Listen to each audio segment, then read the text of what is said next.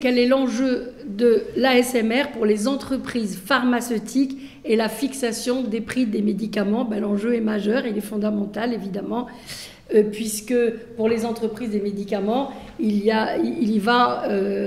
l'ASMR va déterminer en grande partie le prix du médicament. Le niveau d'ASMR, c'est-à-dire d'amélioration du service médical rendu d'un médicament, est déterminé au moment de son évaluation par la commission de la transparence pour son inscription, pour déterminer ou pas son inscription sur la liste des spécialités remboursables. Et puis, c'est le CEPS ensuite qui va se référer, entre autres critères, à ce niveau d'ASMR pour déterminer le prix de ce médicament. Pour rappel, le niveau d'ASMR va de 1 à 5, 5 étant le niveau le moins bon.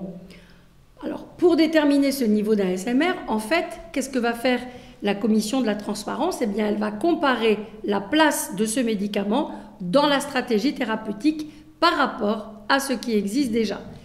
Si le médicament fait mieux que ce qui existe déjà, alors il va obtenir une note allant de 1 à 4 et le médicament pourra alors obtenir un prix plus important que ses comparateurs. En revanche, si le médicament obtient une note de 5, c'est-à-dire que si ce médicament ne fait pas mieux que ce qui existe déjà, alors son prix sera donc nécessairement inférieur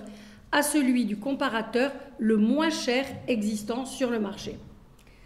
Alors, on voit bien que ce dispositif conduit parfois les industriels du médicament à ne pas commercialiser un médicament autorisé car ils vont estimer que le prix accordé ne permet pas de couvrir les frais de production et de promotion de ce nouveau médicament. L'enjeu donc, on le voit, est de trouver la juste mesure pour le prix juste pour favoriser le maintien de la commercialisation et de l'innovation. Donc, en un mot, il faut éviter les déconnexions entre le prix accordé aux médicaments et les frais effectivement engagés par l'entreprise pour les produire. Et ensuite, il faut évidemment, on le voit après la période de Covid que nous avons passée, il faut éviter la fragilisation de l'activité par un prix trop bas. En effet, l'entreprise, n'oublions pas qu'elle est quand même pourvoyeuse d'emplois, qu'elle contribue à la balance commerciale du pays, qu'elle engage des frais importants pour la recherche, pour le développement, et les entreprises du médicament doivent être récompensées ou motivées pour continuer à être présentes sur le marché français et bien sûr européen. Alors, ce que je viens de dire met finalement en avant, en exergue, l'extrême complexité, on le vit au quotidien, du rôle du CEPS qui finalement doit articuler trois impératifs contradictoires ou difficiles à concilier, que sont évidemment un impératif sanitaire de permettre quand même l'accès aux patients des médicaments de qualité,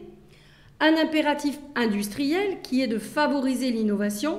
la recherche et l'emploi sur le territoire français et sur le territoire européen, évidemment un impératif financier qui est de contrôler les dépenses de l'assurance maladie. Tous ces sujets, nous allons les aborder ensemble le 30 juin dans le cadre des assises juridiques de la santé et des biotechnologies à l'hôtel Peninsula où je vous attends et je vous encourage à ne pas manquer cet événement.